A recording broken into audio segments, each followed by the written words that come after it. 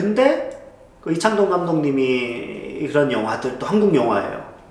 나홍진 감독, 나홍진 감독 끝내주죠. 나홍진 감독, 예? 한국 영화예요. 나홍진 감독님도.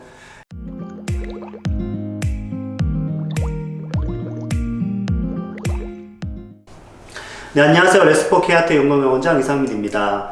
오늘은 여러분이 영화를 하겠다라고 생각했을 때부터 필연적으로 이제 만나게 될 주제인 한국 영화의 미래에 대한 이야기를 좀 해보고 싶습니다. 여러분이 그 영화 입시를 하겠다고 생각한 순간부터 이런 얘기를 많이 들을 거예요. 지금 극장 영화는, 한국 영화는 거의 뭐 지금 반에 반토막도 안 나고 뭐 지금 완전 초토화돼 있고, 극장은 거의 뭐 팔이 날리고 거의 완전히 이제 산업 자체가 붕괴된 상황이다.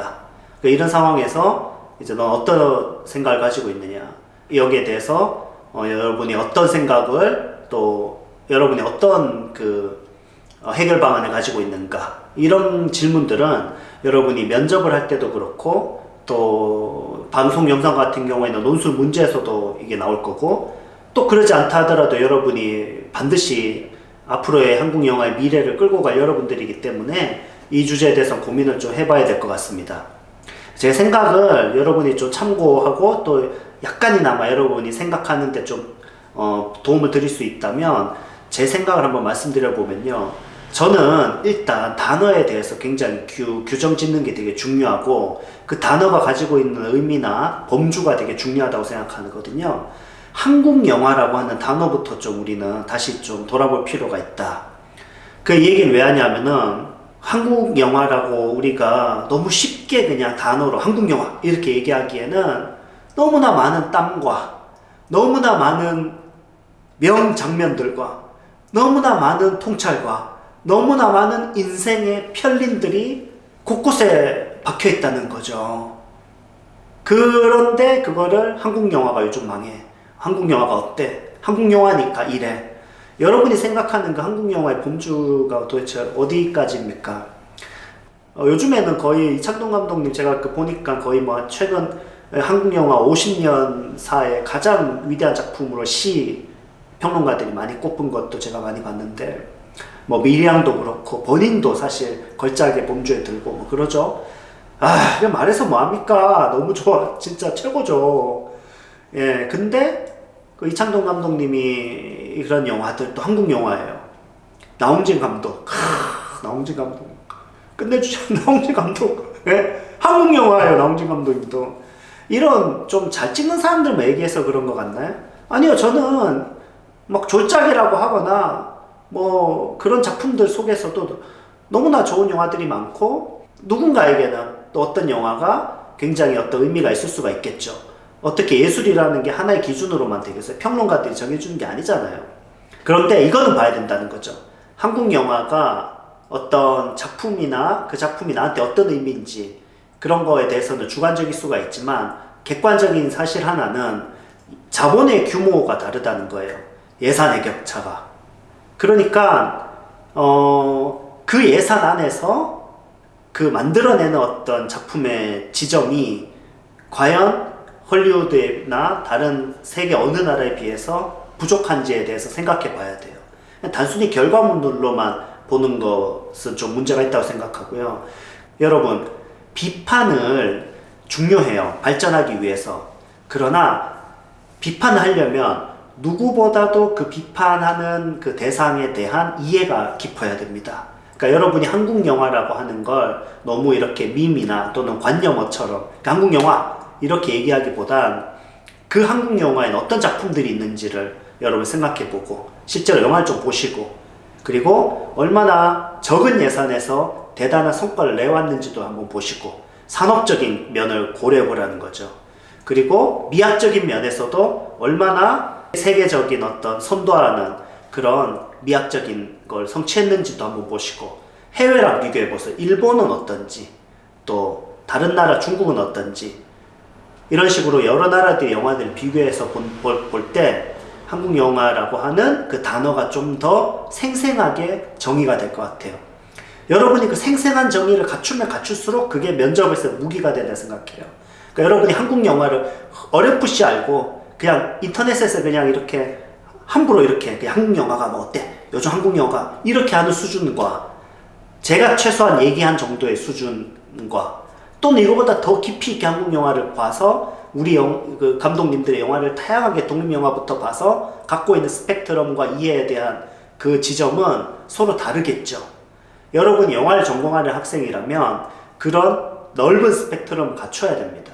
그러고 나서 그걸 바탕으로 해서 여러분이 어떤 비평적인 또는 비판적인 견해가 나오는 것은 굉장히 건강하다고 생각해요. 입시에서도. 그렇지만 관념적이고 모호한 어떤 개념으로서 한국 영화. 그래서 무슨 양산형 약간 뭐라 그럴까? 그런 영화만 보는 거고. 그런 영화만 있는 거 아니라니까요. 그래서 그 점 한번 생각해 보시고요.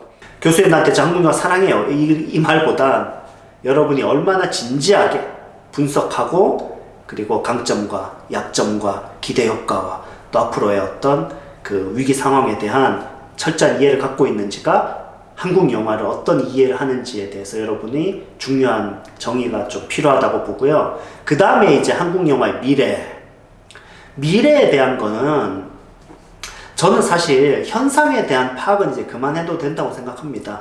현재가 안 좋은 거에 대해서 자꾸 이렇게 극장이 안 되고 뭐가 안 되고 아니 안 되는 거 자꾸 그 난파선 얘기해서 뭐합니까? 시대가 변하는 건 어쩔 수 없죠.